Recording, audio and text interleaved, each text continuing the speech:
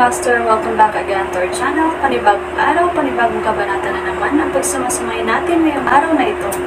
At kung bago ka sa ating channel, pag-click ang subscribe button and hit the notification bell para updated kayo sa ating mga susunod na videos. So mga Master, bago natin simulan ang ating kabanata ngayong araw na ito, huwag po sana natin skip yung ads mga Master, no, dahil malaking bagay na po yan sa ating munting channel.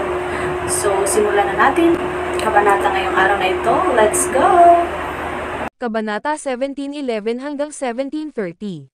Kabanata 17:11. Habang nagsasalita siya, tumingin siya kay James at nagtanong, nabanggit ba nila ang isang partikular na lokasyon? Umiling si James at sinabing, hindi. Sinuri ni Sky ang mapa ng ilang sandali bago sinabing, kung ganoon, dapat tayong bumalik sa ngayon at gumamit ng satellite map para hanapin ang lokasyon. Hindi ito dapat maging napakahirap. Hayaan mo akong makitang inabot ni James. Inabot ni Sky ang mapa sa kanya. Gayunpaman, hindi tiningnan ni James ang mapa ngunit sa halip ay inimbak ito, sinabing, "We'll keep the map in safe custody for now. Aalamin natin ito kapag nakabalik na tayo." Walang pakialam si Sky. Kahit na malaman ni James ang kinaroroonan ng dragon, hindi niya magagawang patayin ang dragon ng mag-isa. Sa pamamagitan lamang ng pagpapakilos sa bawat solong martial artist mula sa Sol maaari silang magkaroon ng pagkakataon. Pagkaraan ng ilang oras, lumitaw ang isang miyembro ng Blood Race na may dalang kagamitan para sa pag-iimbak ng dugo sa kanyang mga kamay. Maingat na binuksan ni James ang kagamitan at ibinuhos ang kalahati ng dugo ng dragon sa bote ni Sky. Pagkatapos, nakangiti niyang sinabi, "Ngayong naibigay ko na sa iyo ang dugo ng dragon, wala na akong utang sa iyo." Maingat na hinawakan ni Sky ang apparatus sa kanyang mga kamay. Di dugo ni dragon. Sa wakas, makatawid na ako sa ika-9 na ranggo. Nanginginig sa emosyon ang boses niya. Si James naman ay ngumiti lang ng mahina. Bagamat hindi niya alam ang authenticity ng dugong ibinigay sa kanya ng Blood Race, peke ang ibinigay niya kay Sky.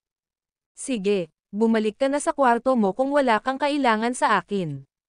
Kailangan ko ng pahinga. Medyo pagod ako pagkatapos ng matinding labanan sa maghapon."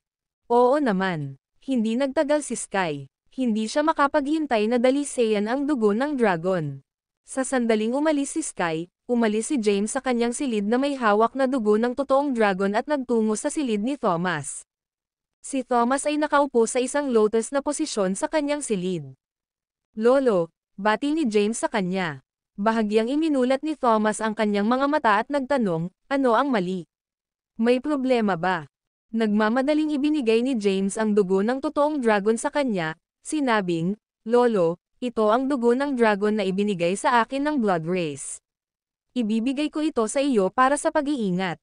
Bumalik ka kay Sol at hintayin mo ako. Kapag nakabalik na ako, maibabalik mo sa akin ang dugo." "Oo naman." Inalis ni Thomas ang dugo ng dragon. Hindi nagtagal si James at tumalikod na para umalis. Pagkaalis niya, tumayo si Thomas at lumabas ng kwarto. Pagkatapos, inilabas niya ang kanyang telepono at tinawagan ang isang numero. "Retreat muna." Nagmamadaling bumalik si James sa kanyang kwarto. Pagkatapos bumalik doon, nagsimula siyang gumawa ng isang aksyon sa pamamagitan ng pagsusuri sa sarili niyang dugo. Boom! Maya-maya pa ay bumukas ang pinto ng kwarto niya. Pumasok ang galit na si Sky. "Tinanggap mo ba akong tanga, James?"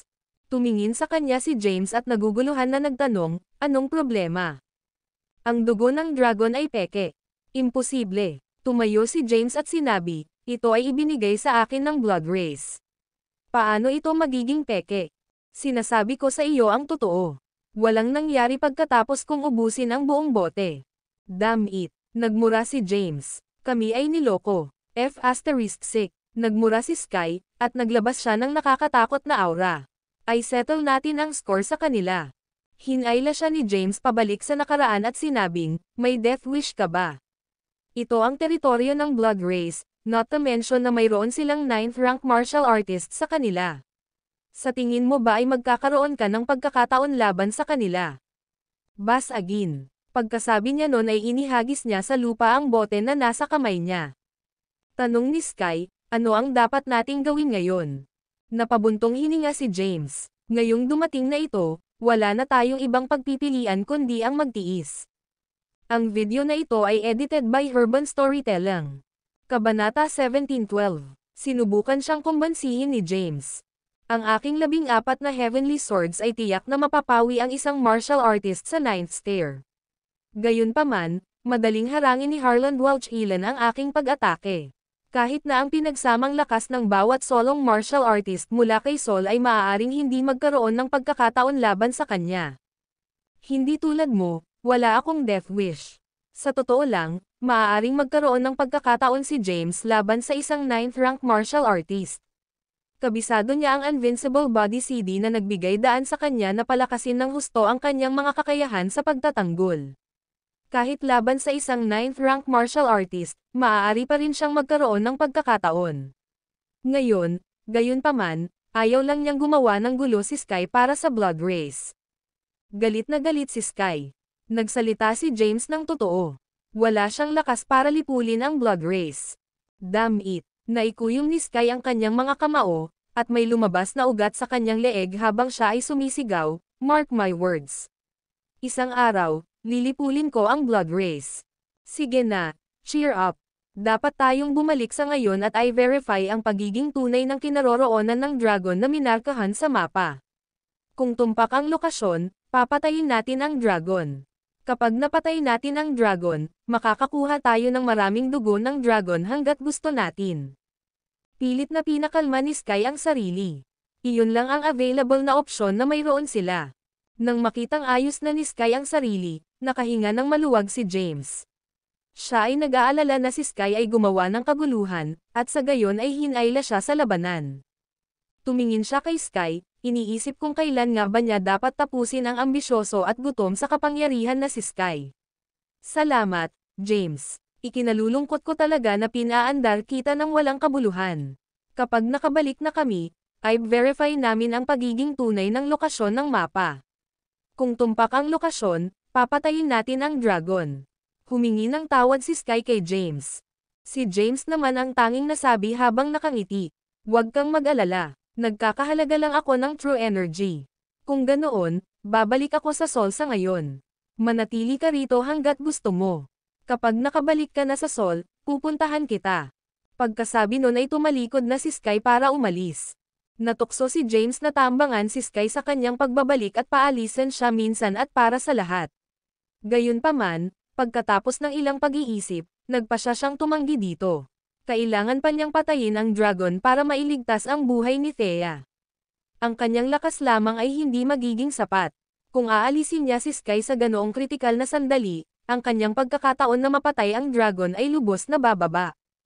Huminga ng malalim si James. Pagkaalis ni Sky, nagpaalam din si James sa First Blood Emperor at umalis sa headquarters ng Blood Race. Makalipas ang isang araw sa Capital International Airport, lumabas si James ng airport at tumawag ng taxi. Maya-maya, nakarating na siya sa bahay ni Thea. Dahil tanghali na, walang tao sa bahay. Si Thea na nakapijama ang sumagot sa pinto. Judging by her dazed expression, malamang na umiidlip siya nang pinindot ni James ang doorbell. Nang makita niya si James, nag-cross arms siya at malamig na sinabing, "You're back." "Ma'am." Nakangiting tumango si James, sabi. "Naging maayos ang mga pangyayari sa pagkakataong ito. Nakuha ko ang dugo ng dragon at impormasyon sa kinaroroonan ng dragon. Dumating ako upang bisitahin ka sa sandaling lumapag ang aking eroplano. Masaya akong nakikitang ligtas at maayos ka. Para saan ka nandito?" Malamig na tanong ni Thea. Nagulat si James sa malamig niyang ekspresyon. Gayunpaman, hindi niya masyadong inisip ang kakaibang ugali nito sa kanya. Ipinagpalagay niya na siya ay nagsalungat lamang sa loob pagkatapos mawala ang kanyang memorya. Gayunpaman, hindi niya alam na binisita siya ni Tiara at Maxine.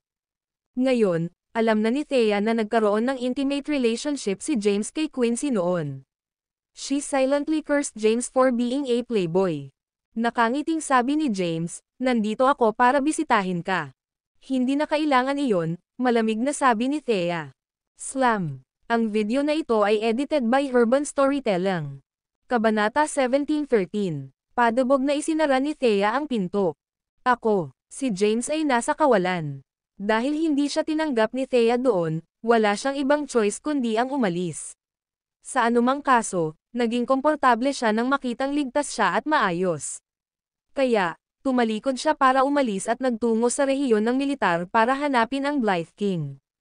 Sa opisina ng Blythe King sa rehiyon ng militar ng Kensington, malugod na tinanggap ng Blythe King si James, na naghahain sa kanya ng tsaa. Medyo hindi komportable si James. James, magiging libre ka ba anumang oras? Tumingin si James sa Blythe King at hinaplos ang kanyang baba, sinabing, sa tingin ko. Bakit mo tinatanong? Well, nangako ka sa akin na tuturuan mo ang anak ko noong nakaraang taon. Ang Blythe King ay tumingin sa kanya ng may pag-asa. Wala akong oras para dito. Napabuntong hininga si James at sinabing, how about this? Ibibigay ko sa iyo ang numero ni Callan Maverick. Maaari mo siyang tawagan at tingnan kung tumatanggap siya ng mga disipulo. Inilipat ni James ang responsibilidad kay Callan. Kung tutuusin, wala siyang dapat gawin sa ngayon. Iyan ay maganda. Nang marinig ni James na binanggit ang pinuno ng GUSEC, tumawa ang Blythe King. Pagkatapos, ibinigay ni James ang numero ng Blythe King na si Callan at ibinigay ang mapa na ibinigay sa kanya ng Blood Race sa Blythe King, na nagsasabing, gusto kong gumamit ka ng satellite technology upang mahanap ang lokasyon na minarkahan sa mapa. Sa pamamagitan ng paraan, dapat itong nasa gitna ng karagatang Pasipiko. Oo naman, ipaubaya mo sa akin ang lahat. Kinuha ng Blythe King ang mapa. Pagkatapos humiling ng tulong sa Blythe King, umalis si James. Muli siyang bumalik sa tirahan ng mga kalahan at kumatok sa pinto. Si Thea naman ang nagbukas ng pinto. Ikaw na naman. Kumunat ang noo ni Thea at malamig na sinabi, James, bakit mo pa ako iniistorbo kung mayroon ka ng iba na gusto mo? Ha? Natarante si James. Anong ibig mong sabihin? Anong ibig kong sabihin? Wearing an ice-cold expression, Thea said, what's your relationship with Tiara and Maxine? Anong nangyayari sa inyo ni Quincy? Bakit ka pa nandito kung marami kang babae sa tabi mo? Sa sandaling iyon, si James ay nawalan ng salita. Pinag-isipan niya ito at ipinaliwanag, Thea, bakit hindi tayo mag-usap sa loob? Oo naman. Pumasok si Thea sa bahay, habang si James naman ay nakasunod sa likod. Umupo siya sa sofa at nag-cross arms habang nakatitig kay James. Gusto niyang makita kung anong klaseng excuse ang gagawin niya. Huminga ng malalim si James at sinabing, let's start with Quincy. Oo, nakipagrelasyon ako sa kanya noon. High school years ko. Gayunpaman, ang pinakamalayo na napuntahan namin ay magkahawak kamay. Hindi man lang kami naghalikan. Pagkatapos mo at ako ay hiwalayan, sinundan ako ni Quincy hanggang sa Southern Plains. Siya pa nga ang nag-aalaga sa akin habang ako ay nasugatan.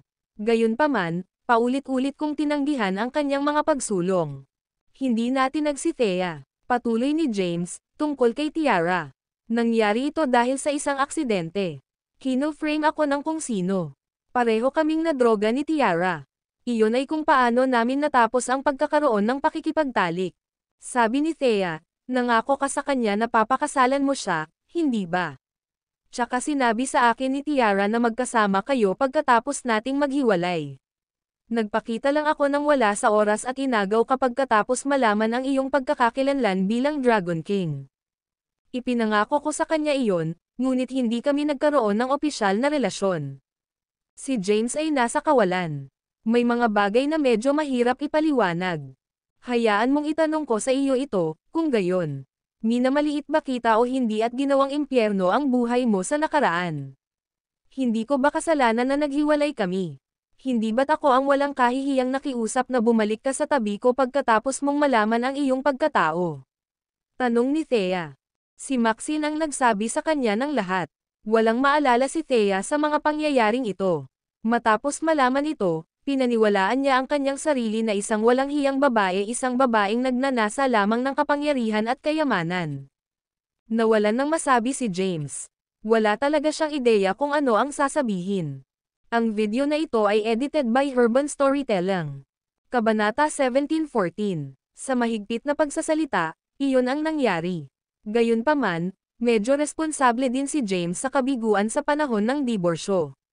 Kung tutuusin, hindi naman siya hihiwalayan ni Thea kung mas maaga pa niyang isiniwalat ang kanyang pagkatao. Thea, Ako ang may kasalanan dito. Wala kang kinalaman dito. Noon, pinili kong itago ang aking pagkatao dahil napapalibutan ako ng mga kaaway sa lahat ng panig. Ang paghihiwalay sa iyo ay ang tanging paraan upang matiyak ang iyong kaligtasan. Hindi ko ginustong dukutin ka ng mga kalaban ko. After we divorced, ako na yung bumalik para sa'yo. All this while, naging mabait kang babae. Ako ang nagpabiye sa iyo. Nakonsensya si James, ngunit sino ang dapat kong pagkatiwalaan? Sa pagkakataong iyon, nalilito si Thea. Hindi niya alam kung kanino siya dapat paniwalaan. Nang maalala niya ang dugong ibinigay sa kanya ng Panginoong Omniscient, bigla siyang napabulalas. Oh, oo. Anong mali? Nagmamadaling tanong ni James. Sabi ni Thea, pagkaalis mo, may isang taong naghahanap sa akin ang nagsabi sa akin na matutulungan niya akong maibalik ang aking alaala. Binigyan niya pa ako ng dugo. Wait lang, dadalhin kita dito. Pagkasabi niya nun, tumalikod na siya para umalis. Hindi nagtagal, bumalik siya. Nasa kanyang mga kamay ang bote ng sariwang dugo na ibinigay sa kanya ni Lord Omniscient. Isang kakaibang lalaki ang lumitaw nang wala sa oras at ibinigay ito sa akin. Sinabi niya sa akin na ang aking lakas at memorya ay maibabalik kapag naubos ko ang dugo. Gayunpaman, binalaan niya ako na maaaring hindi na ako mabubuhay ng matagal. Sinuri ni James ang bote ngunit wala siyang nakitang kakaiba. Tinanong niya, sino ang nagbigay nito sa iyo? Hindi ko alam kung sino siya. Ano ang hitsura niya? Pagkatapos mag-isip sandali, sinabi ni Thea, siya ay isang 30 taong gulang na lalaki na may suot na puting roba. Siya ay may mahabang buhok na parehong itim at puti. Maikling inilarawan ni Thea ang hitsura ni Lord Omniscient. The moment she uttered those words, naintindihan agad ni James. Patuloy ni Thea, kilala pa daw niya ako noon pa. Gayunpaman, wala akong maalala sa kanya kung anuman. Ma'am, tumanggaw si James at sinabing, siya ang omniscient deity mula sa Jade sect ng Mount Jade. Bago ka mawalan ng alaala, nakilala mo siya ng ilang beses. Tinanong ni Thea, dapat ko bang ubusin ang dugo kung gayon? Hindi, sabi ni James, hindi na kailangang madaliin ang mga bagay-bagay. Nakuha ko na ang aking mga kamay sa kinaroroonan ng dragon. Kapag napatay ko na ang dragon, babalik ako dala ang dugo nito para iligtas ang buhay mo. Oh, walang masyadong sinabi si Thea. Sa sandaling iyon, napuno ng awkward na katahimikan ang silid. Kailangan mong maniwala sa akin, Thea. Ikaw lang ang nasa puso't isipan ko. Never akong nakipaglokohan sa ibang babae. Simula nang iligtas mo ako sa dagat ng apoy, ikaw lang ang mahal ko. Ikaw ang nagbigay sa akin ng buhay, ako. Sinubukan ni James na basagin ang awkward na katahimikan. Sapat na. Pinutol ni Thea ang mga salita ni James at sinabing, wala na sa mga ito. Hindi ko pa rin verify ang iyong mga claim. Pag-uusapan natin ito kapag naibalik ko na ang aking memorya. Tumanggaw si James at sinabing, gagawin ko ang lahat para patayin ang dragon. Sabi ni Thea, we'll see. Nagbigay ng assurance si James. Gagawin ko ang aking makakaya. Sa sandaling iyon, tumunog ang kanyang telepono. Inilabas niya ang kanyang telepono, napagtanto niyang si Blythe King pala ang tumawag. Agad niyang sinagot ang tawag, nagtanong, ano ang mali? Ang boses ng Blythe King ay nanggaling sa telepono, the results are out. Sige, pupunta ako dyan sa isang iglap. Ibinaba ni James ang telepono at tumingin kay Thea, sinabing, dapat pumunta sa bihid. Lugar ng hari para lutusin ang isang bagay. Babalik ako agad. Sige na, walang pakialam si Thea. Walang ibang salita, tumalikod si James para umalis. Ang video na ito ay edited by Urban Storytelling.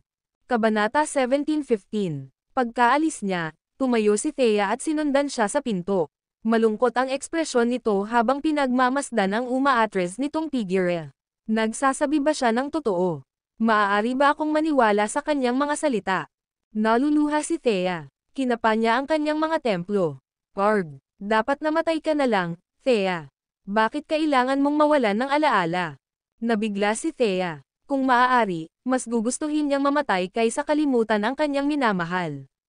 Gayunpaman, sumilay ang ngiti sa kanyang mukha habang bumubulong, pero si James ay talagang isang magandang lalaki. Kasabay nito, si James ay patungo sa rehiyon ng militar. Sa opisina ng Blythe King. Inikat ng Blythe King ang globo sa kanyang kamay at minarkahan ang isang maliit na pulang tuldok sa isang partikular na lugar, na nagsasabing, ito ang tinatayang lokasyon. Ang isang mas detalyadong mapa ay kasalukuyang ginagawa. Mangyaring maghintay dito sandali. Ma'am, tumango si James. Sa kasalukuyang mga teknolohikal na antas, ang paghahanap ng lokasyon ng Dragon Abyss ay isang piraso ng cake. Pagkaraan ng humigit kumulang 20 minuto, isang bagong-bago, detalyadong mapa ang ginawa. Hawak ang bagong-bagong mapa sa kanyang kamay, ikinumpara niya ito sa mapa na ibinigay sa kanya ng Blood Race. Ang kanilang pagkakatulad ay malapit sa 78%. Matapos ikumpara ang dalawa, sinabi ni James, ito ang dapat na lugar. Salamat, aking kaibigan. Hindi na kailangang maging masyadong formal sa pagitan natin. At saka, tinulungan mo ako ng malaki. Nang mabalitaan niyang ikaw ang referrer, pumayag agad si Callan sa aking kahilingan. Dahil siya ay kasalukuyang nasa Kensington, ipinadala ko na ang aking anak doon. Ang Blythe King ay may suot na matingkad na ngiti. Tinulungan ni James ang kanyang anak na mahanap ang isa sa pinakamakapangyarihang individual sa mundo bilang kanyang Panginoon. Kung ganoon, aalis na ako. Hindi nagtagal si James at tumalikod na para umalis. Pagkaalis niya, bumalik siya sa tirahan ng mga kalahan. This time, si David naman ang nagbukas ng pinto. Bumalik ka, James. Nakangiting bati sa kanya ni David. Ma'am. Tumango si James at nagtanong, nasaan si Thea? Nasa labas na siya. Ha? Sinong kasama niya? Quincy. Oh. Pumasok si James at umupo sa sofa. Nalaman niya ang kinaroroonan ng dragon. Gayunpaman, kinailangan niyang magtungo sa Dragon Abyss para makita mismo. Kung tunay na naninirahan doon ang isang dragon, titipunin niya ang mga Solin martial artist para patayin ang dragon. Narito ang kaso, James. Kakabukas lang ng Hinmar Bay, at ang mga mata ko ay nasa isang villa. Nagkakahalaga ito ng humigit kumulang $1 bilyong. Gusto mo bang maging sponsor ko? Napatingin si David kay James nang may pag-asa. Ha? Habang si James ay abala sa pag-iisip ng kung ano-ano, hindi niya narinig ang sinasabi ni David. Matapos maalala ang kanyang sarili, tumingin siya sa kanya at nagtanong, pasensya na. Tanong ni David, I have my eyes on a villa. Dahil medyo kapos ako sa pera, papayag ka bang magpahiram sa akin? Wala akong pera. Talagang tinanggihan ni James ang kahilingan ni David at sinabing, ang mga kalahan ay nakakuha ng medyo malaking tubo para sa nakaraang taon ng pananalapi. Bakit hindi ka humingi sa kanila ng ilan? Dahil may kailangan pa akong asikasuhin, aalis na ako. Tumayo si James at tumalikod para umalis. Wait, wag kang aalis. Sigaw ni David. Gayunpaman, hindi siya pinansin ni James. Pagkaalis niya sa tirahan ng mga kalahan, huminto sa kanyang harapan ang isang itim na Bentley. Bumaba si Thomas sa kotse at sinabing, hop in. Oo naman. Pumasok si James sa kotse. Tinanong ni Thomas, nakatanggap ka ba ng anumang impormasyon tungkol sa kinaroroonan ng dragon? Tumango si James at sinabing, binigyan ako ng blood race ng mapa. Gayunpaman, hindi pa rin ako sigurado kung may dragon talaga doon. Ang video na ito ay edited by Urban Storytelling. Kabanata 17:16. Binigyan si James ng mapa ng blood race. Hiniling pa niya sa Blythe King na gumawa ng bagong detalyadong mapa. Gayunpaman, hindi siya sigurado kung talagang mayroong dragon na naninirahan doon. Kailangan niyang pumunta doon at alamin ang sarili niya. By the way, tumingin siya kay Thomas at nagtanong, Lolo, dinala mo ba ang dugo ng dragon na ipinagkatiwala ko sa iyo? Ma'am, tumango si Thomas at iniabot ang dugo ng dragon sa kanya, sinabing, ito ay dala ko. Kinuha ito ni James at sinabing, ibabalik ko ito para sa pagsasaliksik at tingnan kung mailigtas ko ang buhay ni Thea. Nakasuot ng malungkot na ekspresyon, sinabi ni Thomas, kung tama ang hula ko, dapat ay totoo ang mapa. Ano ang susunod mong plano? Sumagot si James, plano kong tingnan. Naisip ito ni Thomas at sinabing, paano ito? I-scout mo ang lugar, samantalang titipunin ko ang mga Solin martial artist para patayin ang dragon. Oo naman. Alam ni James kung gaano kalakas ang dragon. Nabigo ang mga martial artist mula sa 1 milenyo. Noon, Marami ang 9th rank martial artists. Ngayon, wala silang kahit isa. Ito ay magiging isang mapanlinlang na paglalakbay. Pagkatapos ng ilang pag-iisip, nagtanong siya, sigurado ka bang matatalo natin ang dragon, lolo? Nakasuot ng solemne na ekspresyon, bahagyang umiling si Thomas at sinabing, sa totoo lang, wala akong tiwala sa lahat. Gayunpaman, iba na ang mga bagay ngayon. Ito ang modernong panahon, panahon ng mataas na teknolohiya. Gaano man kalakas ang dragon, hindi nito kayang labanan kahit ang walang humpay na pambobomba ng mga high technology na armas. Sige, kung ganoon, dahil ang mga bagay ay dumating sa ito lamang ang kanilang magagamit na pagpipilian. Pagkatapos ng maikling pag-usapan, bumaba si James sa kotse. Inutusan naman ni Thomas ang driver na umalis. Si James ay nanatili sa parehong lugar at pinanood ang kanyang lolo na umalis. Nang gusto niyang hanapin si Callan, isang lalaki ang lumapit sa kanya. Nang makita si Sky, nagsalubong ang kilay ni James. Gusto niyang humanap ng pagkakataon at alisin si Sky. Gayunpaman, ang kanyang tulong ay kailangan pa rin upang patayin ang dragon. Ano ang sinabi sa iyo ni Thomas? Sinulyapan ni Sky si James bago tumingin sa umaatres na Bentley. Sinabi ni James, saglit naming tinalakay kung paano pinakamahusay na patayin ang dragon. Ano ang tungkol sa mapa? Tumingin si Sky kay James at nagtanong, naresolba na ba ang lahat? Ma'am, tumanggo si James at sinabing, alam ko na ngayon ang eksaktong lokasyon ng Dragon Abyss. Gayunpaman, hindi pa rin namin matiyak kung talagang naninirahan doon ang isang dragon. Kaya, plano kong pumunta doon at tingnan. Gusto mo bang sumama? Sa opinyon ni James, hindi ngayon ang oras para mamatay si Sky. Si Sky ay nasa tuktok ng 9th stair at malapit nang maabot ang ika-9 na ranggo. Kinailangan ni James ang kanyang tulong upang patayin ang dragon. Kaya, binalak niyang ayusin ang kanyang relasyon sa kanya upang mahuli siya sa isang maling pakiramdam ng seguridad bago siya lipulin minsan at magpakailanman. Sabi ni Sky, I came here precisely for this. Kailan tayo aalis? Bukas. Sige, andito ako bukas. Tapos, tumalikod na siya para umalis. Hindi inaasahan ni James na makakabangga niya sina Thomas at Sky. Nanatili siya sa kinatatayuan niya at nagmumuni-muni. Pagkatapos, nagtungo siya sa rehiyon ng militar at hinanap ang Blythe King. Bakit ka bumalik, James? May mali ba sa mapa? Malugod na tinanggap ng Blythe King si James. Hindi, sabi ni James, plano kong mag-overseas.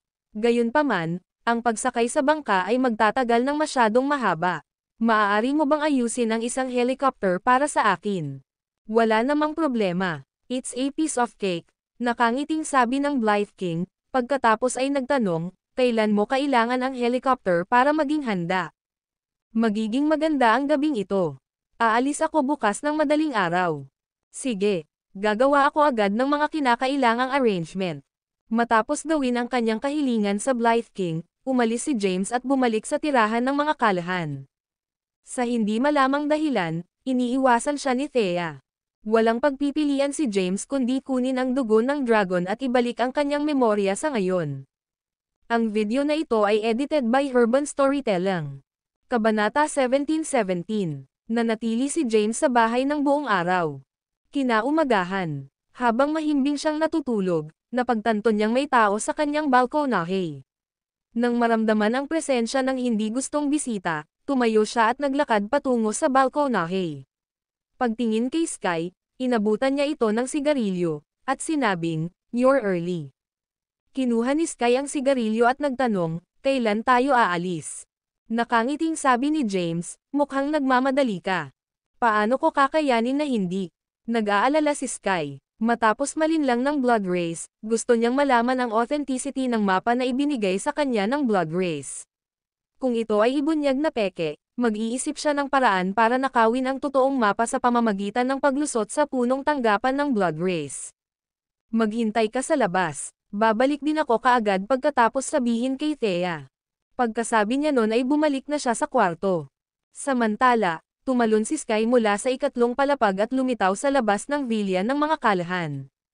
Dahil alas 8 pa lang ng umaga ay tulog pa rin si Thea. Lumapit si James sa kwarto ni Thea at marahang kumatok sa pinto.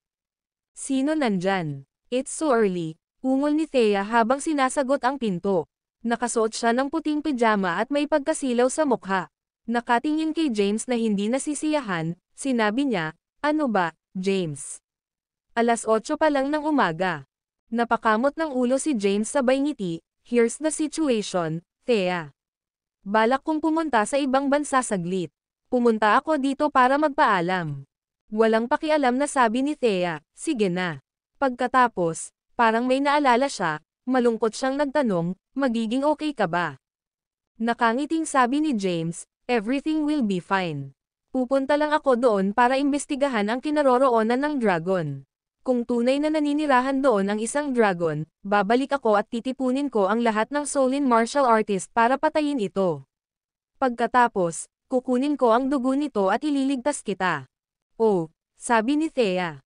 Pagkatapos, niyaya niya si James. "Come in." Pumasok siya sa kwarto. Nakaupo sa kama, tumingin si Thea kay James at nagtanong, "Dugo ba ng dragon ang tanging bagay na makapagliligtas sa buhay ko? Wala na bang ibang paraan?" "Ma'am." Tumanggo si James at sinabing, "This is the only way for now. Pagkatapos na magsanib ang iyong dugo sa dugo ng pagong ng espiritu, na-absorb mo ang kapangyarihan ng espiritong pagong, na naging sanhi ng pagkawala ng iyong dugo sa mga kakayahan nitong muling makabuo. Pagkatapos, ikinalat mo ang iyong kapangyarihan at pinahintulutan mong bumalik ang enerhiya ng iyong katawan sa dugo. Sa sandaling mabawi mo ang iyong lakas, mawawalan muli ng enerhiya ang iyong dugo, at sa gayon ay mawawala muli ang mga kakayahan nitong muling makabuo. Kung sakaling mangyari iyon, wala nang makakapagligtas sa iyo. Tanging ang dugo ng dragon ang maaaring magpapahintulot sa iyong dugo na mabawi ang mga kakayahan nitong muling makabuo." Nakinig ng mabuti si Thea. Bagamat wala na siyang alaala kay James, ayaw niyang ipagsapalaran nito ang buhay nito para sa kanya, gayunpaman. Wala siyang ideya kung paano sasabihin ang kanyang mga iniisip. "Pakibalik na ligtas." Iyon lang ang tanging nasabi niya.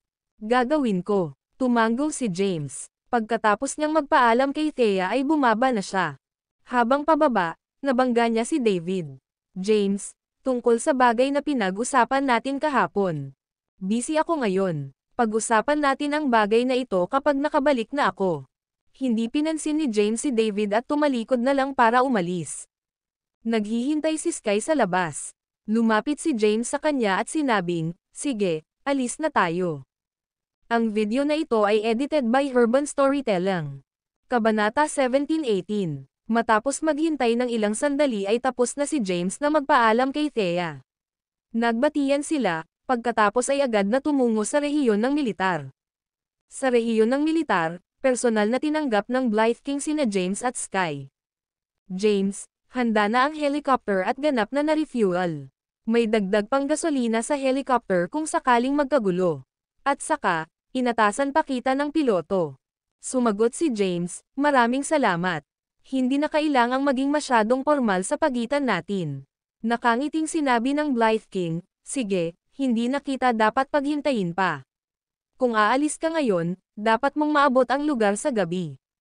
"Oo nga pala, dahil hindi ako sigurado kung gaano katagal ang biyahe mo, naghanda ako ng 1 linggong rasyon para sa inyong dalawa." Ang Blythe King ay gumawa ng mga kinakailangang pagsasaayos. Naghanda pa siya ng rasyon para sa kanila. Hindi naman nagtagal sina James at Sky at agad na sumakay sa helicopter. Dahan-daang bumangon ang helicopter at umalis sa Kensington, patungo sa direksyon ng dagat. Pumikit si James at nagmuni-muni. Maya-maya, gabi na. "Emperor, batay sa display ng mapa, ito dapat ang lugar." Binuksan ni James ang kanyang mga mata, "Ma'am." Tumanggo siya at sinabing, "Maghanap ka ng malapit na isla para mapunta tayo." "Naiintindihan." Tumanggo ang piloto at nagsimulang maghanap ng mapupuntahan. Hindi nagtagal, nakakita siya ng isang malaking isla at nakarating sa isang bakanteng lupain. Pagkalapag nila, inilabas ni James ang mapa at pinagmasdan ito. Sumama na rin si Sky. Utos ni James, "Nga pala, maaari mo bang ipakita sa akin ang satellite imagery?" "Oo." Agad na ipinakita sa kanya ng piloto ang satellite imagery. Saglit na sinulyapan ito ni James bago itinuro ang kanyang mapa, sinabing, "Kung totoo ang mapa, dapat ay nasa paligid tayo ng lugar na ito. Ang Dragon Abyss ay humigit kumulang 100 kilometro ang layo sa islang ito. Itinuro ni James ang isang lugar sa mapa. Ano pa ang hinihintay natin? Hilingin sa piloto na mapunta doon. Hindi na nakapaghintay si Sky. Bahagyang iwinagayway ni James ang kanyang kamay at sinabing, una sa lahat, wala kaming ideya kung ang lugar na iyon ay tunay na Dragon Abyss at kung ang mga dragon ay talagang nakatira doon. At saka, hindi pa tayo nakakita ng totoong buhay na dragon, kaya hindi natin alam kung gaano sila kalakas. Kung basta-basta tayong pumapasok ng walang ingat, maaaring isipin ng dragon ang ating mga mapanuksong aksyon bilang isang banta. Sa aking palagay, dapat nating ailapag ang helicopter dito at tumawid sa dagat ng mag-isa. Sa aming kakayahan, ito ay dapat na isang piraso ng cake. Nag-aalala si James na baka ma-provoke ang dragon kung magmarcha lang sila papunta sa tirahan nito. Oo naman, tumanggo si Sky bilang pagsang-ayon. Kung may nangyari sa helicopter, halos imposible na silang bumalik sa Sol kahit gaano pa sila kalakas. Bumaba na tayo, kung ganoon. Bumaba si James sa helicopter, habang nakasunod naman si Sky sa likuran. James, ang pagtawid sa dagat mag-isa ay makakaubos ng labis na true energy. Bakit hindi tayo pumutol ng kahoy at gumawa ng simpleng balsa? Ang display ng mapa ay nagpahiwatig na sila ay 100 kilometro ang layo mula sa Dragon Abyss. Bagamat sa teoryang maaari nilang tawirin ang maalon na dagat ng mag-isa, magiging mahirap pa rin itong pagsisikap. Kaya naman iminungkahi ni Sky na gumawa ng balsa. Oo naman, tumanggo si James. Naghiwalay ang dalawa at nagsimulang putulin ang mga puno sa paligid. Pagkatapos, hiniwa nila ang kahoy sa kalahati at ginamit ang balat bilang isang lubid upang ayusin ang kahoy sa lugar. Pagkatapos ng mahabang abalang araw, natapos din sa wakas ang balsa. Gusto ni James na umalis bukas ng umaga. Gayunpaman, dahil hindi na makapaghintay si Sky, walang pagpipilian si James kundi ang magpatuloy sa gabi. Ang video na ito ay edited by Urban Storytelling. Kabanata 17-19. Pasimpleng kumuha ng rasyon ang dalawa at lumukso sa balsa.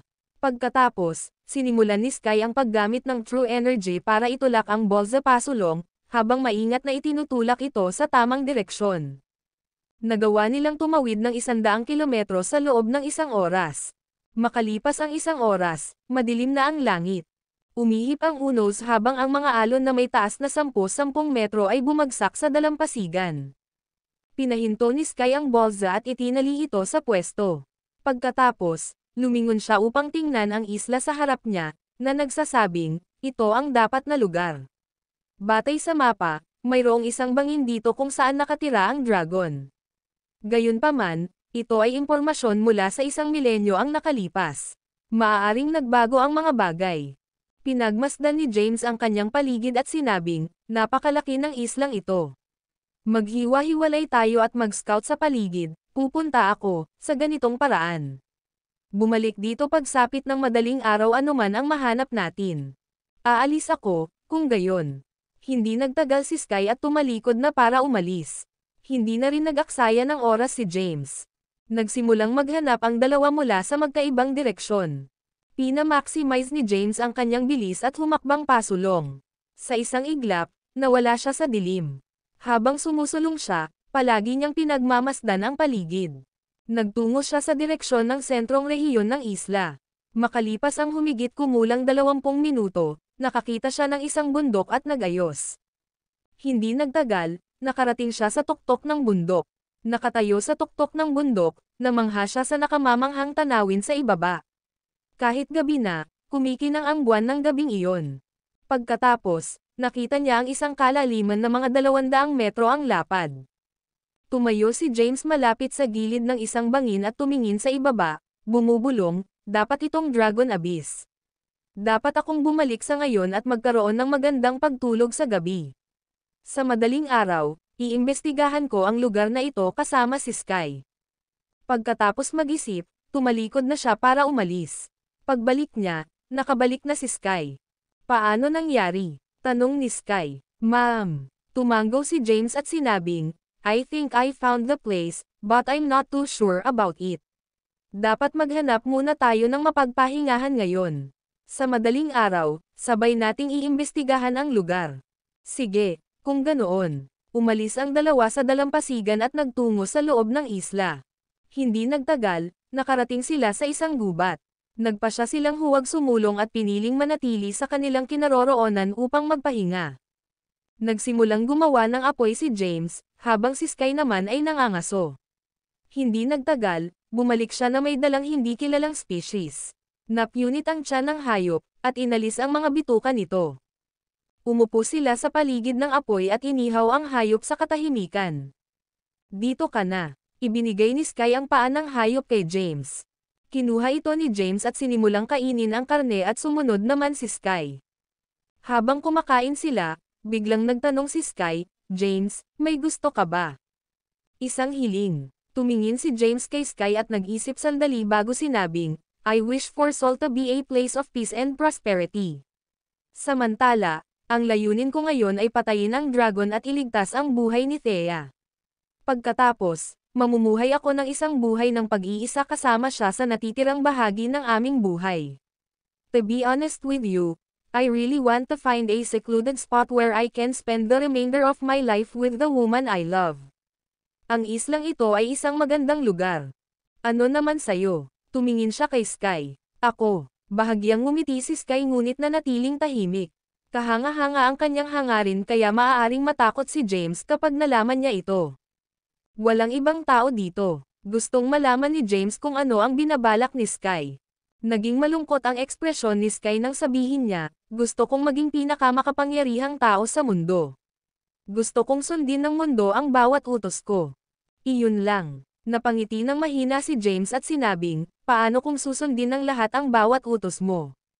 Ang video na ito ay edited by Urban Storytelling. Kabanata 1720. Anong ibig mong sabihin? Iso ano? Biglang tumayo si Sky at tumingin kay James, binibigkas ang bawat salita. I'm going to become the most powerful individual in the world, James. Hindi mo naiintindihan ang kahulugan ng mga salitang ito dahil hindi ka pa nakakaakyat ng mataas. Gusto kong sundin ng mundo ang bawat utos ko. Hindi mo maiintindihan kung ano ang pakiramdam na tumayo sa pinakatuktok. Maaaring ikaw ang Dragon King, isa sa pinakamataas na awtoridad sa Sol, ngunit kailangan mo pa ring sumagot sa iyong mga nakatataas. Hindi mo magagawa ang gusto mo. Ngumiti ng mahina si James. Wala siyang pakialam sa pagiging pinakamakapangyarihang tao sa mundo at nais lamang niyang gugulin ang natitirang bahagi ng kanyang buhay kasama ang babaeng mahal niya. Nandito lang siya para patayin ang dragon dahil sa mga kasawiang nangyari sa daan. Kahit ano, umupo si Sky at sinabing, bakit ako nag-aaksaya ng hininga sa iyo? Hindi mo maiintindihan kung paano gumagana ang kapangyarihan at awtoridad. Pagkatapos mag-isip sandali, sinabi ni James, sa tingin ko ang mahalaga para sa akin ay ang mamuhay ng masaya at walang pangyayari. Hindi na kailangang ituloy ang mga bagay na walang kabuluhan at mababaw. Ganun ba? Sumulyap si Sky kay James at nagtanong, let me ask you this, then. Sa tingin mo ba mahuhulog sa'yo si Thea Callahan kung ordinaryong tao ka? Sa palagay mo, ang mga tao sa iyong paligid ay magbibigay sa iyo ng tulong kapag kailangan mo ang kanilang tulong kung ikaw ay isang ordinaryong tao. Imposible. Hindi naman mahuhulog sa iyo si Thea kung ordinaryong tao ka lang. Dapat ay naiintindihan mo ang sinasabi ko, hindi ba? Paano ka tinatrato ni Thea nang ikasal ka sa mga Callahan nang hindi inilalantad ang iyong tunay na pagkatao? Ano ang naging saloobin niya matapos marinig na ikaw ang Black Dragon? Ito ang sanhi ng kapangyarihan at awtoridad. Si James ay matamang nakikinig sa kanya. Hindi niya pinabulaanan ang kanyang mga argumento. Total, nagsasabi naman ng totoo si Sky. Gayunpaman, hindi siya interesado sa mga argumento ni Sky. Mas gugustuhin niyang maging isang ordinaryong tao para hindi na siya mag-alala tungkol sa pambansang mga gawain ni Sol at sa kaligtasan ng mga mamamayan nito. Ha, bakit ako nagsasayang ng hininga sa iyo? Bahagyang umiling si Sky at hindi na nagsalita pa. Natahimik din si James. Lumipas ang gabi ng tahimik. Maya-maya, madaling araw na. Dahil isa itong isla, mas malakas ang hangin. Si James, na nakaupo sa isang lotus na posisyon, ay tumayo at sinabi, ang oras ay laban sa atin. Dapat na tayong umalis ngayon. Ma'am, tumayo na rin si Sky. Pagkatapos, Umalis ang dalawa sa gubat at nagtungo sa tuktok ng bundok na nasa harapan nila. Si James ang nangunguna. Sa sandaling humakbang siya pasulong, lumitaw siya ilang metro ang layo. Sa isang iglap, wala na siyang makita. Sumunod naman si Sky sa likod.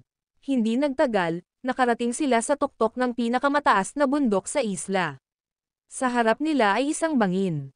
Gayunpaman, habang ang kalaliman ay nababalot ng manipis na ambon, maging sina James at Sky, na parehong makapangyarihang martial artist, ay hindi makalusot sa fog. Itinuro ni James ang kailaliman sa harap nila at sinabing, batay sa mapa, dapat itong Dragon Abyss. Ito ay dapat na humigit kumulang 300 kilometro ang haba at konektado sa dagat. Kung ang isang dragon ay tunay na naninirahan sa kailaliman na ito, dapat itong matatagpuan sa kailaliman ng karagatan. Dahil lumipas na ang 1 milenyo, iniisip ko kung nasa paligid pa ba ito ng mga bahaging ito. Tumingin si Sky sa kailaliman at sinabi, bueno, kailangan lang nating bumaba doon at tingnan. Pagkatapos, tumalon siya sa bangin sa ibaba. Sumunod naman si James. Ilang oras silang bumagsak sa kailaliman dahil malalim ang kalaliman. Pagkatapos, dumaong sila sa pinakailalim na bahagi ng kalaliman. Madilim at mamasa-masa ang lugar, kaya may mga damong tumutubo sa paligid nila. Bukod doon, may baho rin sa hangin. Slash slosh. Isang tunog ang maririnig habang sila ay humahakbang sa putik. Hindi lamang iyon, ngunit ang mamasa-masa na putik sa lupa ay naglalabas ng hindi mabata na baho. Ang video na ito ay edited by Urban Storytelling. Kabanata 1721. Pinisil ni Sky ang kanyang ilong at mamulong, gaano na ba katagal mula nang huling narito ang isang tao? Sinabi ni James, ang huling ekspedisyon ng pagpatay ng dragon ay higit sa 1300 taon na ang nakalilipas. Dahil ito ang gitna ng karagatan, sa palagay ko ay walang anumang presensya ng tao sa paligid ng mga bahaging ito sa loob ng 1 milenyo. Mag-scout muna tayo ngayon. Dapat mayroong mga palatandaan ng mga aktibidad ng dragon kung ito ay buhay pa. Pinagmasdan ni Sky ang paligid. Walang mga palatandaan ng anumang buhay sa tiwangwang na lugar na ito.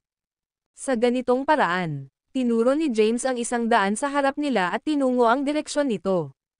Hindi nagtagal, natagpuan nila ang mga labi ng ilang hindi kilalang nilalang sa lupa. Ang ilang mga labi ay buo, habang ang iba ay ganap na nakakalat. Sandaling natigilan si James bago nagtanong, bakit magkakaroon ng napakaraming skeletal remains sa mga tiwangwang na bahaging ito ng isla? Yumuko si Sky at pinagmasdan ang mga labi, na nagsasabing, ang mga kalansay na ito ay hindi pag-aari ng isang tao. Mukhang kabilang sila sa isang uri ng macrofauna. Pero may nakita ba tayong hayop na kasing laki nito sa pagpunta natin dito?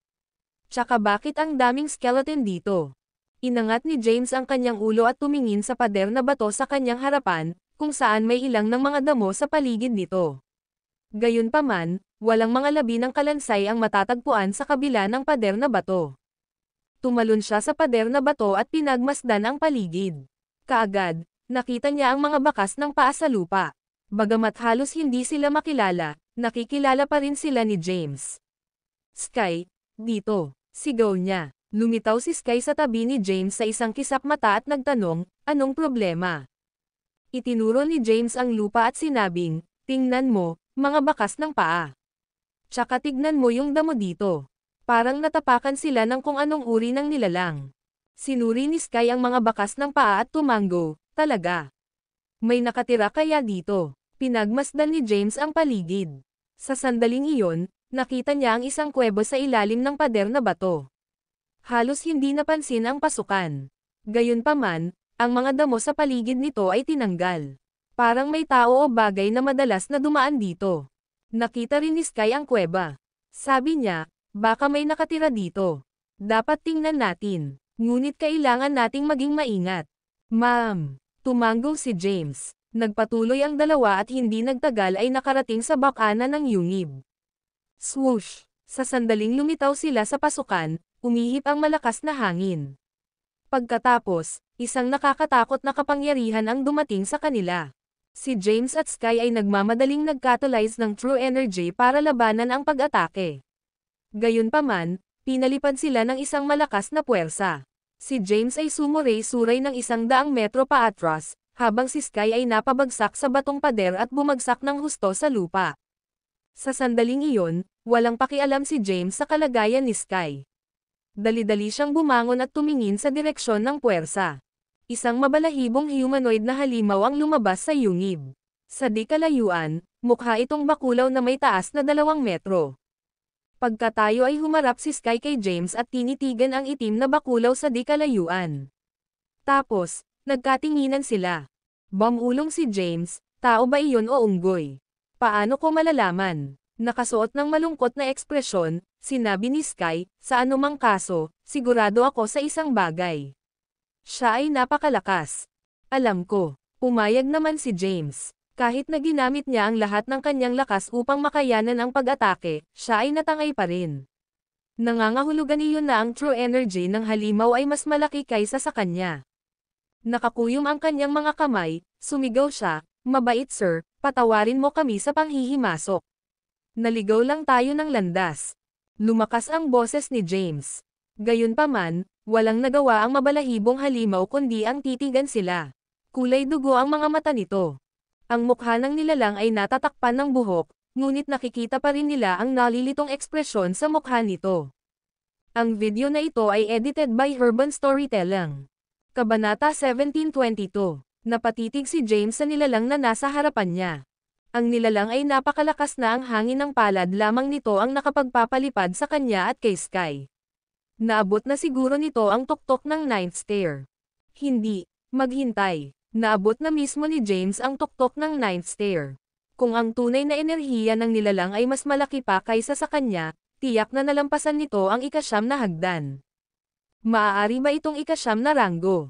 Sa pag-iisip tungkol dito, huminga ng malalim si James habang nakatutok ang tingin sa nilalang na nasa harapan niya. Nanatiling tahimik lang ang nilalang. Pagkaraan ng ilang oras na titigan sina James at Sky, bumalik ito sa kuweba at nawala sa kanilang paningin. Napalingon si James kay Sky sa likod niya. Nang makitang may bakas pa rin ng dugo sa kanyang mga labi, nagtanong siya, "Ayos lang ba ang lahat?" "Okay lang ako." Si Sky ay may suot na mataimtim na ekspresyon. Umakyat na siya sa ika-9 na hagdan. Bagamat malungkot niyang kinilala na siya ay medyo mahina kaysa kay James, hindi matanggap ni Sky ang katotohanang pinalipad siya ng isang hindi kilalang nilalang na palm energy sa gitna ng kawalan. Nais niyang maging pinakamakapangyarihang individual sa mundo. Sa parami ng mga nilalang na mas malaki sa lakas na umuusbong, siya ay nakakaramdam ng pagkadismaya.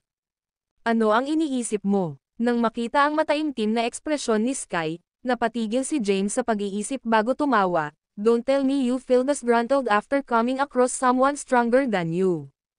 Naguguluhang tumingin si Sky kay James. Paano niya nalaman ang iniisip niya? Nakangiting sabi ni James, "It's a reasonable guess.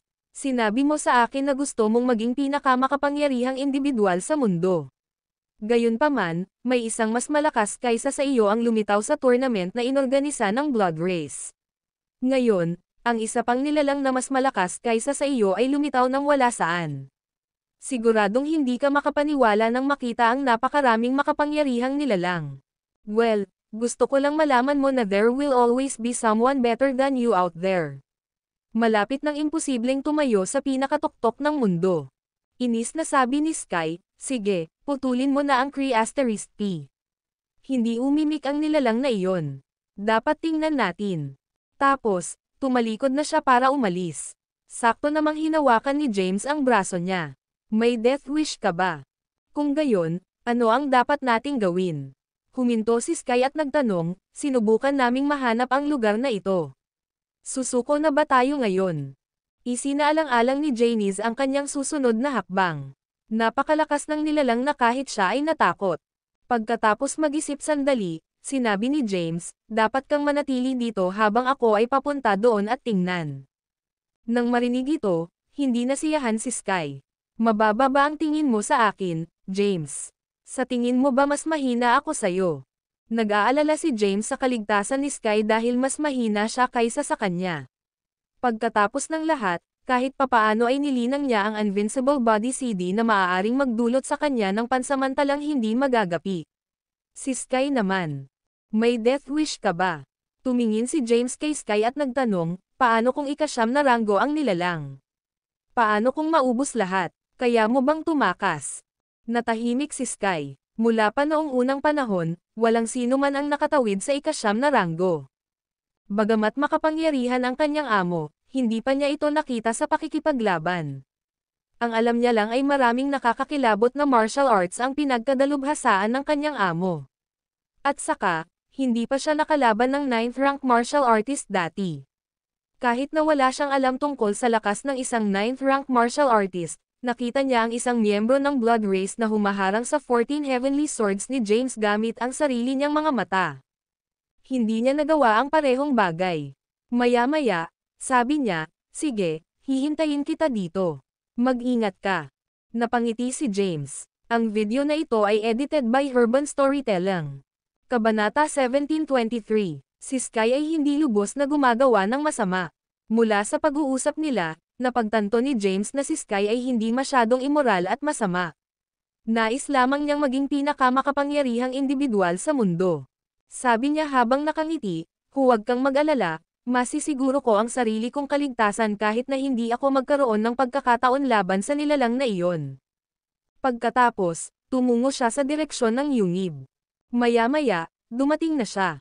Ang pasukan ay halos 3 metro ang taas at 2 metro ang lapad. Dahil madilim sa loob, wala siyang makita. Maingat na tumawag si James, "Sir, nandyan po ba kayo? Mayroon akong ilang mga katanungan na nais kong itanong." Gayunpaman, walang tumugon. Kukunin ko ang iyong pananahimik bilang tanda ng pagsang-ayon. Papasok na ako sa kuweba. Nang siya ay humakbang pasulong. Swoosh! Maririnig ang tunog ng palm energy, at isang malakas na puwersa ang nagmula sa loob. Habang nasa mataas na alerto si James, nagawa niyang iwasan ang pag-atake sa oras. Pagkatapos ng pag-atake, muling bumagsak ang katahimikan. Hindi nang ahas si James na walang habas na lumapit sa kuweba. Muli siyang nagtanong, "Sir, maaari ba akong magkaroon ng isang salita sa iyo?" Matyaga siyang naghintay. Gayunpaman, nagkaroon lamang ng katahimikan. Nalilito, bumulong si James, "Ano ba ang nilalang na iyon? Bakit siya nakatira sa gitna ng kawalan? Bakit siya nanahimik? Hindi kaya nawalan na siya ng kakayahang magsalita pagkatapos ng mahabang pananatili rito?" Hindi ito maisip ni James. Pagkatapos ng ilang pag-iisip, nagpasya siyang pilitin na pumasok. Pinasimulan niya ang 9 Scriptures of Ordeals. Kaagad, lumabas ang True 9 Ordeals energy mula sa loob ng kanyang katawan, na mabilis na nagtipon at nabuo ang True Heavenly Energy. Pagkatapos, nakatulize niya ang Invincible Body CD. Sa sandaling iyon, ang kanyang balat ay naging tanso sa kulay, at isang malabong tansong halo ang bomb alot sa ibabaw ng kanyang katawan. Matapos ay catalyze ang Invincible Body CD, dumiretso siya sa kuweba. Swoosh! Ang palm energy ay muling umikot. Gayunpaman, handa na si James sa pagkakataong ito, kaya pinaganya niya ang lahat ng kanyang true energy para harangin ang pag-atake. Boom! Habang nagsasalpukan ang dalawang true energies, isang nakakabinging putok ang nagpalipad kay James. Ngayon, sa wakas ay alam na ni James kung gaano kalakas ang nilalang sa loob ng kuweba. Nanghina ang kanyang braso, at ang blood energy sa loob ng kanyang katawan ay umikot. Pagkatapos, samuka siya ng isang subo ng dugo at bumagsak sa lupa. Halos mawalan na siya ng malay sa sobrang sakit. Pagkatapos ng ilang segundo, gumapang siya mula sa lupa. Bagamat hindi siya nasugatan sa ibabaw, ang malakas na puwersa ng nilalang ay nagdulot sa kanya ng mga panloob na pinsala. Nagmamadaling lumapit si Sky kay James at tinanong, "Ayos lang ba ang lahat?" Pinunasan ni James ang bakas ng dugo sa labi niya at tumingin sa bakana ng kuweba. Wearing a grim expression, he said, "Okay lang ako. Masyadong malakas ang nilalang." Tiyak na tumawid siya sa ika-9 na ranggo. Sigurado na ngayon si James na ika-9 na ranggo ang nilalang. Kung hindi, hindi siya naipadala sa paglipad sa pamamagitan ng isang solong galaw. "Ano ang dapat nating gawin ngayon?" Tumingin si Sky kay James at nagtanong, kung ang nilalang na iyon ay tunay na ika-9 na ranggo, tiyak na umiral na siya 1,300 taon na ang nakalilipas. Iyon ay nangangahulugan din na ang dugo ng dragon ay nagpapahintulot sa isa na makamit ang immortalidad. Lalong na-excite si Sky, dapat may dragon dito. Ang video na ito ay edited by Urban Storytelling.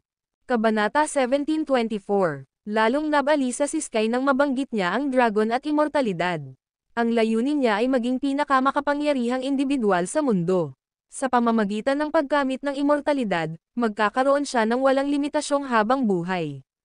Kung sakaling mangyari iyon, sandali na lamang bago niya matupad ang kanyang layunin.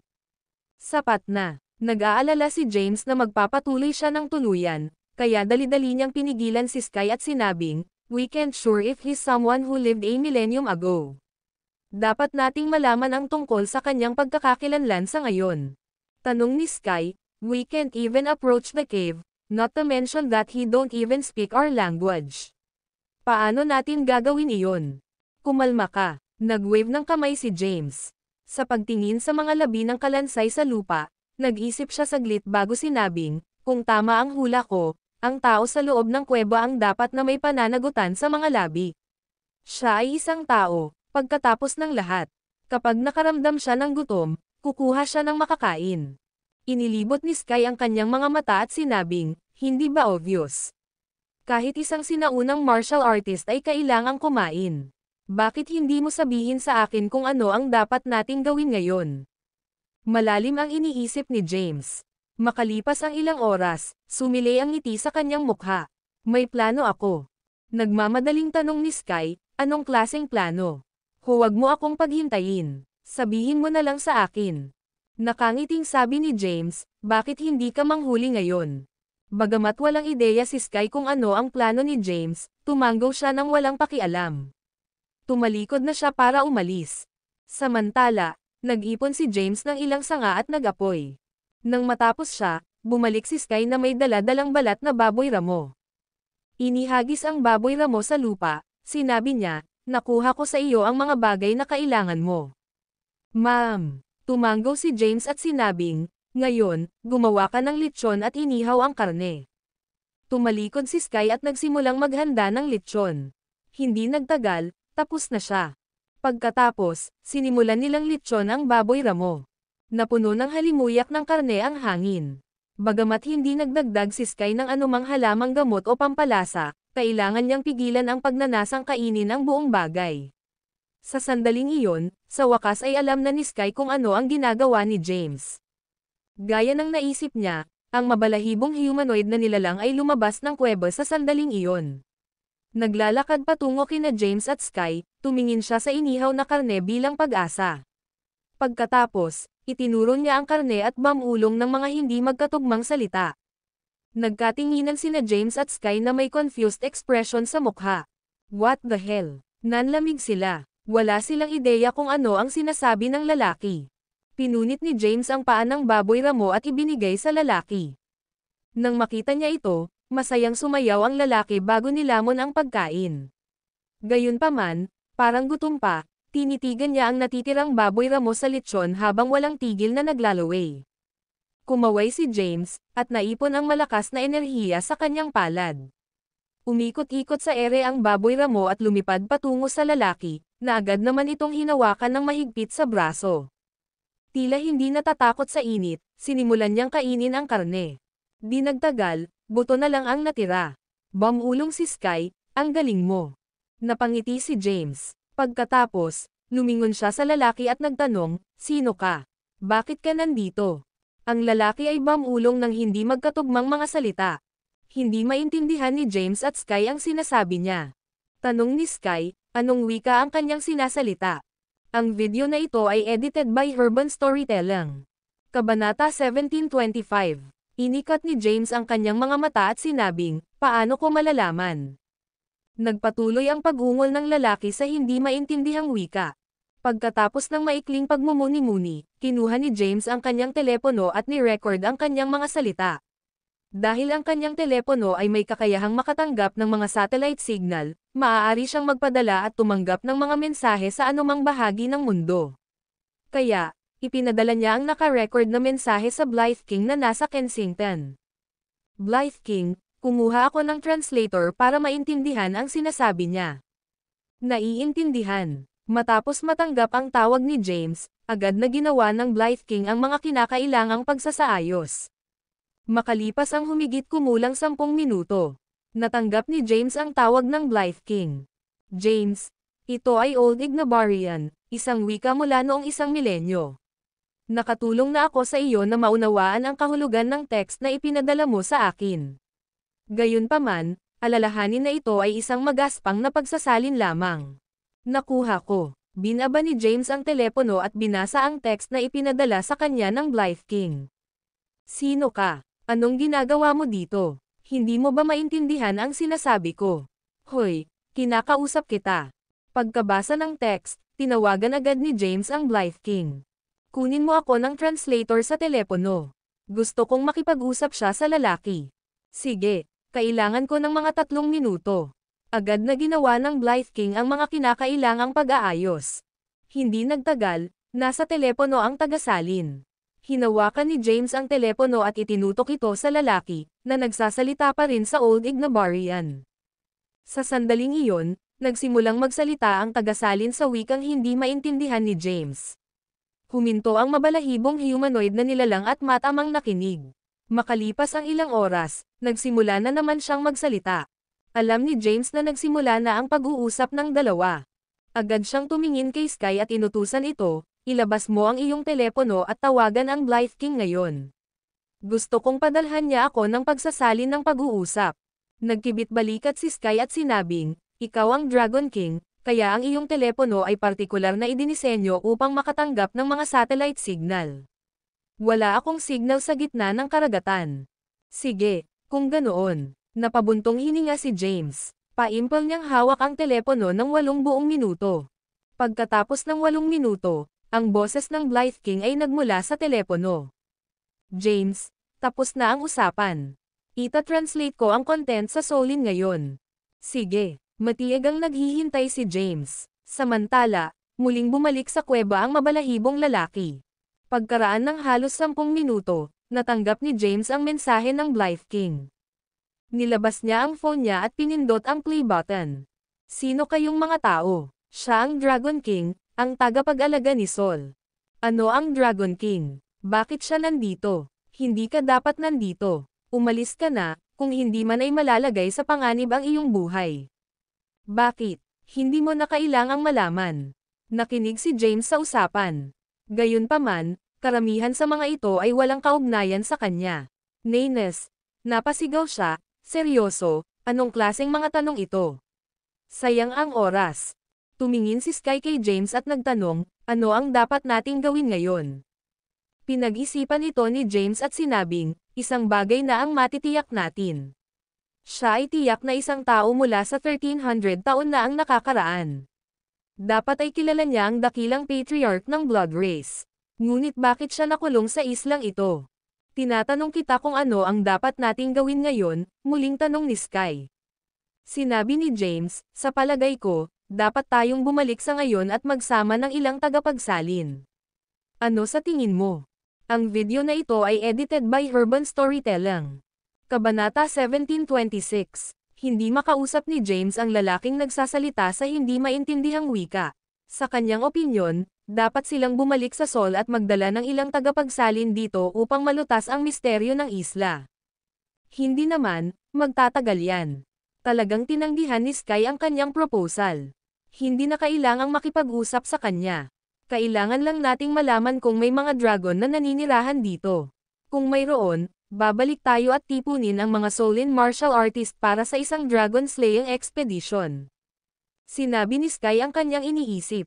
Napaisip si James at sinabing, sige, kung ganoon. Maghihintay ako dito para sa iyo. Mag-imbestiga ka sa sarili mo. Pagkatapos, umupo siya sa isang bato at tumahimik. Samantala, lumiko si Sky para umalis para hanapin ang dragon sa kailaliman.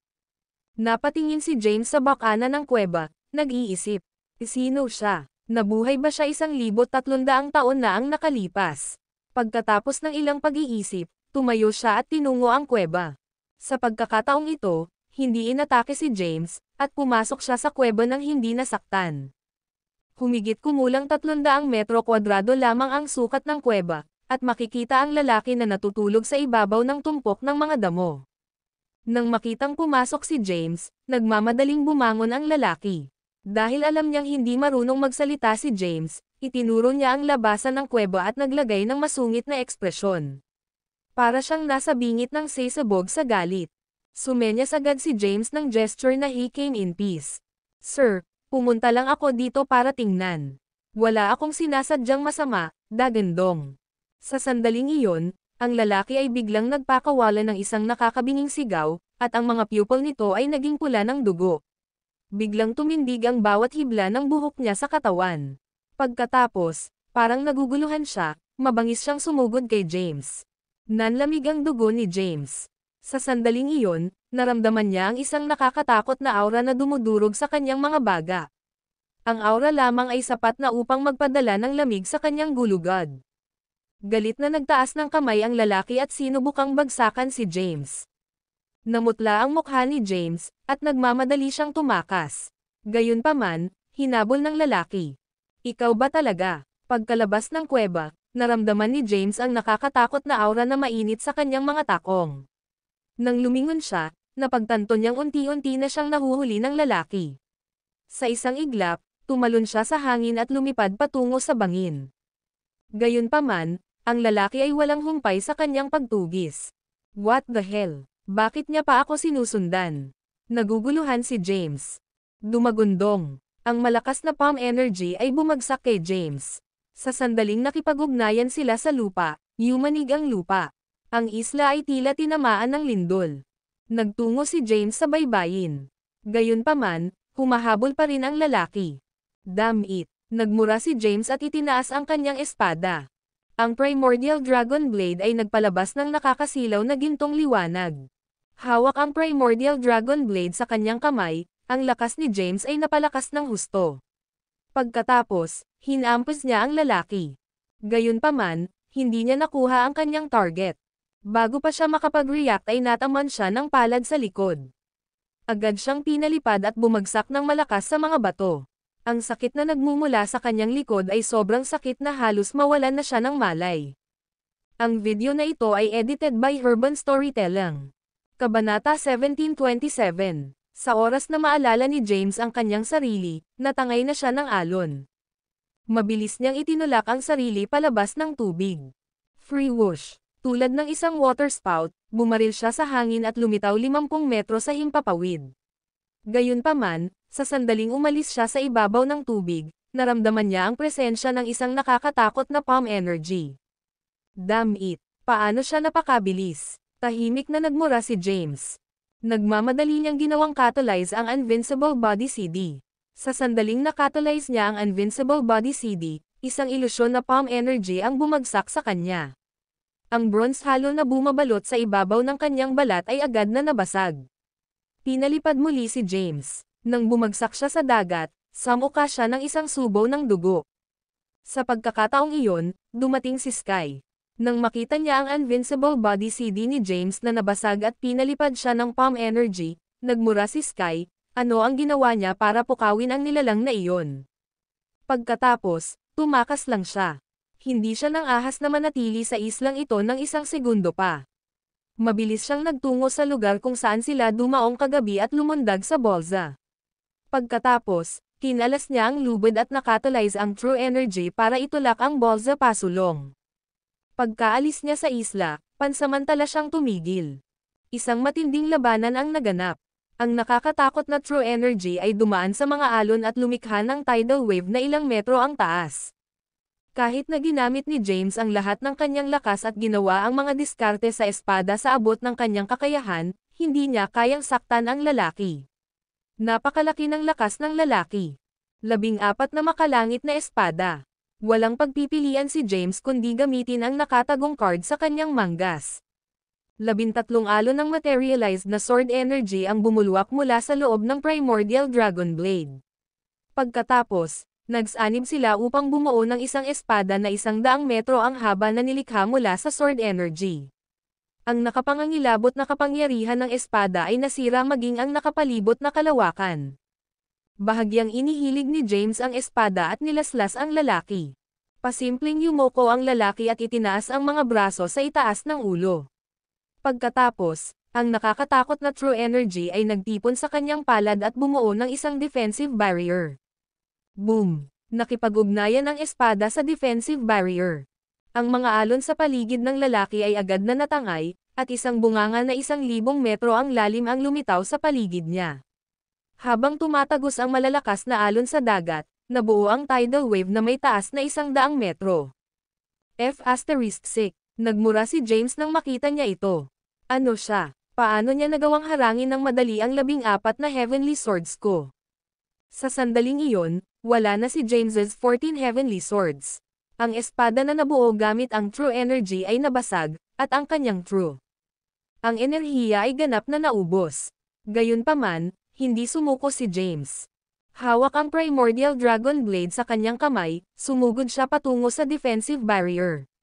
Kasabay nito, pilit niyang inipon ang natitirang True Energy sa loob ng kanyang katawan at ibinuhos sa kanyang espada ang enerhiya.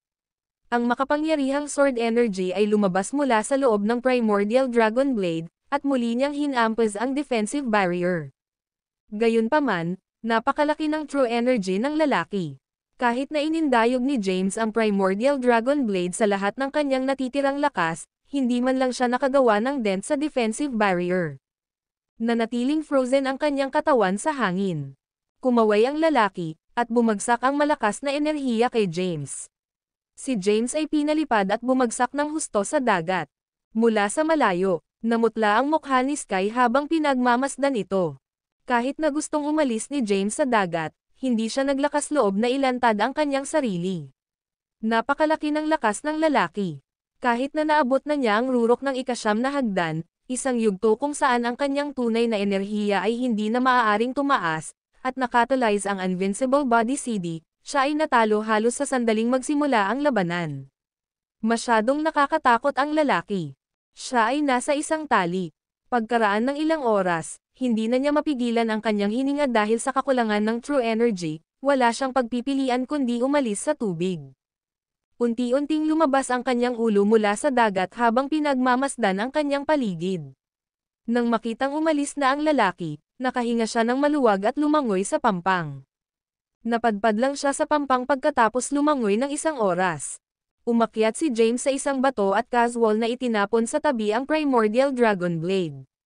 Pagkatapos, humiga siya sa ibabaw ng bato at nagpahinga.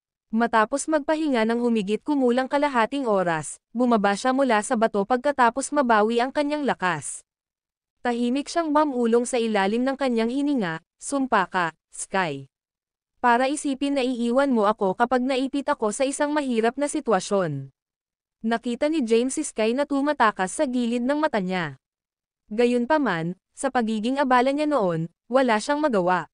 Ngayon, kailangan niyang gumawa ng isa pang bolsa para makaalis sa lugar na ito. Nakaupo siya sa isang lotus na posisyon sa lupa at pinaga niya ang kanyang mga pamamaraan ng paglilinang sa pagsisikap na mabawi ang kanyang naubos na True Energy. "Huwag mo akong sisihin dito, James. Gusto kitang iligtas, ngunit hindi ako sapat para gawin iyon. Good luck sa labas. Magpapaalis na ako." Agad na nakatalyze ni Sky ang True Energy at itinulak ang bolsa palayo sa isla. Sa sandaling bumagsak si James sa dagat, nadulas siya at nawalan ng malay. Makalipas ang ilang oras, natauhan siya. Sa takot, hinayaan niyang bumulusok pa ang kanyang katawan sa kailaliman. Gayunpaman, habang siya ay lumubog, mas mahina siya. Sa sandaling iyon, napagtanto niyang kailangan niyang umalis sa tubig sa lalong madaling panahon. Kung hindi, malalagay sa panganib ang kanyang buhay. Ngayong naubos na ang kanyang True Energy, wala na siyang pinagkaiba sa ibang ordinaryong tao. Kung patuloy siyang lumubog sa kailaliman, siya ay malulunod hanggang sa mamatay. Ang video na ito ay edited by Urban Storytelling. Kabanata 1728. Kasabay nito ay bumalik na si Sky sa isla kung saan dumaong ang kanilang helicopter. Nasaan ang Dragon King? Sa sandaling lumitaw si Sky, nagmamadaling nagtanong ang piloto. Sabi ni Sky, patay na siya. Dapat na tayong umalis sa lugar na ito ngayon. Ano? Natigilan ang piloto, nagtanong, paano ito mangyayari? Sa kanyang lakas. "Oh, tumahimik ka na. Bakit hindi mo ako mapagkakatiwalaan? Bilisan mo at umalis ka na sa lugar na ito, baka mapatay mo tayong dalawa," inis na sabi ni Sky. Natahimik ang piloto. Matapos himukin ni Sky na umalis, wala siyang ibang nagawa kundi ang pag-iinit ang makina at umalis. Makalipas ang isang araw, bumalik si Sky sa Kensington. Agad namang hinanap siya ni Thomas. Alam ni Thomas na umalis si James sa ibang bansa. Dahil dito, pinagmamasdan niyang mabuti ang dagat. Nasaan si James? Pinigilan ni Thomas si Sky at tinanong, magkasama kayong dalawa. Bakit ikaw lang ang bumalik? Sa totoo lang, ayaw ni Sky na pasayahin si Thomas. Para sa kanya, isa lang siyang wala. Gayunpaman, nakonsensya siya sa pag-iwan kay James, kaya huminga siya ng malalim bago sinabing, nakakilala kami ng isang makapangyarihang tao sa Dragon Abyss. Habang naghahanap ako ng mga pahiwatig kung nasaan ang dragon, si James, sa hindi malamang dahilan, ay nagawang pukawin ang lalaki. Pagdating ko, nasa gitna na ng labanan ang dalawa. Saglit siyang huminto bago bumantong hininga, si James ay hindi nagkaroon ng pagkakataon laban sa lalaki. Ang kanyang mga prospect na mabuhay ay madilim. Nakita kong may mali, kaya agad akong tumakas. Ano? Napabulala si Thomas at tinanong siya, ulitin mo ang sinabi mo. Sinabi ni Sky ang bawat salita, patay na si James. Bagamat hindi niya nakita ng sarili niyang mga mata ang pagkamatay ni James, nasaksihan niya ang eksena ng labanan. Napakalaki ng lakas ng lalaki. Walang paraan na nakaligtas si James doon. Nang marinig ito, napaatras si Thomas. Imposible, si James ay makapangyarihan, at ang Primordial Dragon Blade ay walang kapantay. Paano siya namatay? Hindi makapaniwalang sabi ni Thomas. Anong alam mo? Bumantong hininga si Sky at sinabing, there will always be someone greater than you out there. Ang ilang mga bagay ay lampas lamang sa aming pinakamaligaw na imahinasyon. Batay sa aming haka-haka, ang tao sa loob ng Dragon Abyss ay maaaring isang tao mula 1,300 taon na ang nakakaraan. Naiisip mo ba kung gaano siya kalakas pagkatapos mabuhay ng 1,000,000? Tapos, tumalikod si Sky para umalis. Samantala, nawala sa isip si Thomas. Sa parehong oras, sa Jade Sect sa Mount Jade, ang omniscient deity ay nakaupo sa isang bato habang kumagat sa isang hibla ng damo. Sa sandaling iyon, isang kalapati ang lumipad patungo sa kanya. Iniabot niya ang kanyang braso, at damapo ang kalapati sa kanyang palad. Ang video na ito ay edited by Urban Storytelling. Kabanata 1729. Kinuha ng omniscient deity ang maliit na piraso ng papel na nakatali sa paa ng kalapati at nagsimulang magbasa. Pagkatapos, tumayo siya at napabulalas, patay na si James. Natigilan siya. Si James ay isang martial artist na nakarating sa tuktok ng 9th stair. Siya ang pinakamalapit na tumawid sa ika-9 na ranggo sa 1,000,000. Ngayon, patay na siya. Dumilam. Sigaw niya. Free whoosh. Isang figure ang mabilis na pumasok sa silid at lumuhad sa harap ng omniscient deity. Ang lalaking nakasuot ng itim na damit ay nagsalita sa paos na boses, ang iyong mga utos, guro. Nakatanggap lang ako ng balita na patay na si James. Hanapin agad si Sky. Gusto kong malaman ang tungkol sa mga detalye. Naiintindihan. Tumanggo ang lalaki at nagmamadaling umalis. Si Sky ang nagpakalat ng pagkamatay ni James. Sa loob lamang ng maikling panahon, kumalat ang balita sa buong sinaunang martial world ng Sol at maging sa iba pa. Nalaman din ng ilang dayuhang puwersa ang balita. Hahaha, patay na si James. Ang Dragon King sa Sol ay patay na. Ito ang perpektong pagkakataon upang lumikha ng mga kaguluhan. Sa aking utos, maglunsad ng isang armadong pag-atake sa hangganan ng Solin. Nang marinig ang pagkamatay ni James, lahat ng banyagang bansa ay naghiyawan. Kasabay nito, sa Kensington. Sa Callahan's, nakaupo si Thea sa isang swing sa courtyard ng villa sa pagkabagot. Sa kanyang pagindayog pataas-baba, umaagos sa hangin ang kanyang puting damit at itim na buhok. Pagkatapos, maririnig ang tunog ng nagmamadaling yabag. Nagmamadaling tumakbo si David papunta kay Thea at nag-aalalang sinabi, Thea, may nangyaring kakilakilabot. Huminto si Thea sa pagindayog at sinulyapan siya bago sinabing, what's wrong? Huminahon ka. Sinabi ni David, sinasabi ng lahat na patay na si James. Tumayo si Thea at bumulalas, sinabi mo bang patay na si James? Oo. Anong nangyayari? Paano ko malalaman? Sige, naiintindihan ko. Bahagya pang ikan-away ni Thea ang kanyang kamay at umupo sa kanyang upuan. Naguguluhan siya. Sinabi sa kanya ni James na ito ay isang maikli at ligtas na paglalakbay at iimbestigahan lamang niya ang kinaroroonan ng dragon. Paano siya namatay ng ganoon lang? Hindi ito maisip ni Thea. Pagkatapos, kinuha niya ang kanyang telepono at tinawagan ang isang numero. Ito ang numero ni Callan, na ibinigay ni James sa kanya bago siya umalis. Noon, sinabihan siya ni James na tawagan ang numerong ito kung may problema siya sa tuwing wala siya sa Kensington. Maya-maya, tumunog ang tawag. Nag-aalalang tanong ni Thea, ay ito ba si Mr. Callan Maverick na kausap ko?